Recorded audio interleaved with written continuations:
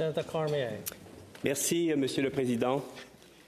Collègues, je prends brièvement la parole aujourd'hui au sujet du deuxième rapport du Comité sénatorial permanent des langues officielles déposé dans cette Chambre le 30 mars dernier et intitulé « L'immigration francophone au milieu minoritaire pour une démarche audacieuse, coordonnée et renforcée ». Nous le savons, la francophonie canadienne fait actuellement face à de nombreux défis, dont le déclin de son bois démographique confirmé par les données récentes du recensement de Statistique Canada. L'omniprésence de la langue anglaise, le vieillissement de la population, tout comme la baisse du taux de natalité, affectent démesurément la survie et la promotion du fait français au Canada. Il est clair que le futur de la francophonie dépend de nos moyens qu'on a pour retenir et attirer les immigrants dans toutes les régions de notre pays. L'immigration francophone, c'est un élément clé pour nous assurer de la vitalité des collectivités minoritaires.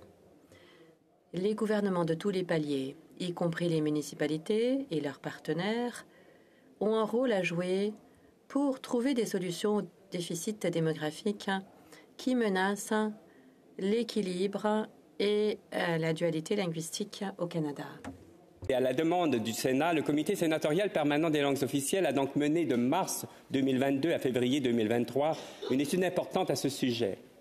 Notre comité a consacré 11 réunions, a entendu plus de 56 témoins et a reçu 5 mémoires pour examiner les enjeux touchant l'immigration francophone dans les communautés de langue officielle en situation minoritaire.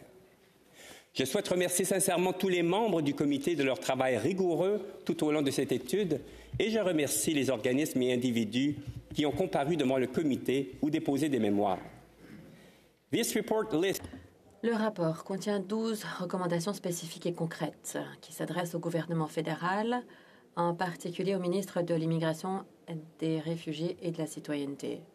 Le comité espère que les recommandations pourront inspirer les politiques futures d'immigration francophone inclus dans le projet de loi C-13 qui a pour but de moderniser la loi sur les langues officielles et promulguer la loi sur l'emploi du français dans les entreprises privées sous réglementation fédérale. Taille de l'ensemble des recommandations, il est pertinent ici d'en rappeler certaines car elles visent à assurer le maintien d'une francophonie forte, diversifiée et vibrante, renforcement par le fait même la dualité linguistique de notre pays.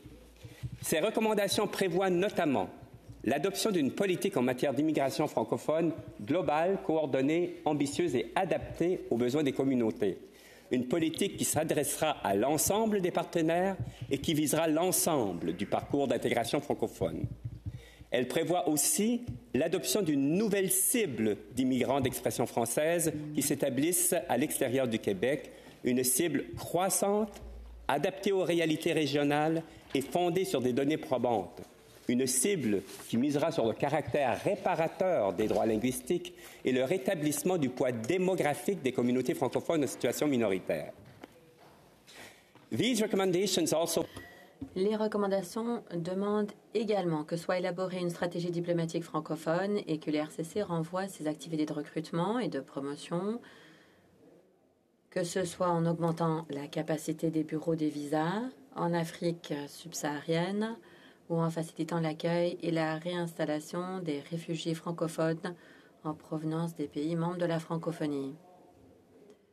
Les recommandations exhortent aussi les autorités à assurer une plus grande sensibilisation aux questions d'équité, de diversité, d'inclusion et d'égalité des sexes parmi les employés du RCC d'Affaires mondiales. Les recommandations appellent aussi à la création d'un poste de sous-ministre adjoint ayant la responsabilité du dossier de l'immigration francophone. Voilà, collègues, quelques-unes des recommandations contenues dans ce rapport important dont je vous invite à prendre connaissance. En conclusion, un constat général s'impose face à l'immigration. Tous les maillons de la chaîne menant à la citoyenneté canadienne sont interreliés et il est problématique de travailler en silo. De la promotion au recrutement, en passant par l'accueil, la rétention et l'intégration jusqu'à la résidence permanente et l'obtention de la citoyenneté canadienne, tous les partenaires impliqués doivent travailler de concert pour assurer l'atteinte des objectifs. Voilà pourquoi la prochaine politique en immigration francophone doit imposer une démarche audacieuse, coordonnée et renforcée. Collègues, en ma qualité de président de ce comité, je propose ainsi que le deuxième rapport du comité sénatorial permanent des langues officielles intitulé « L'immigration francophone en milieu minoritaire pour une démarche audacieuse, coordonnée et renforcée » déposé au Sénat le 30 mars 2023 soit adopté et que, conformément à l'article 12-24.1 du règlement, le Sénat demande une réponse complète et détaillée du gouvernement, le ministre de l'Immigration, des Réfugiés et de la Citoyenneté étant désigné ministre chargé de répondre à ce rapport en consultation avec le ministre des Langues officielles. Merci. Thank you. Miigwech.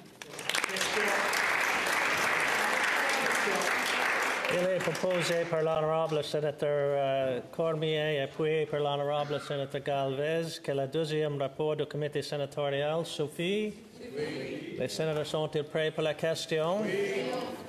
Vous plaît-il, honorables sénateurs, d'adopter la motion? Oui. Adopté, carried.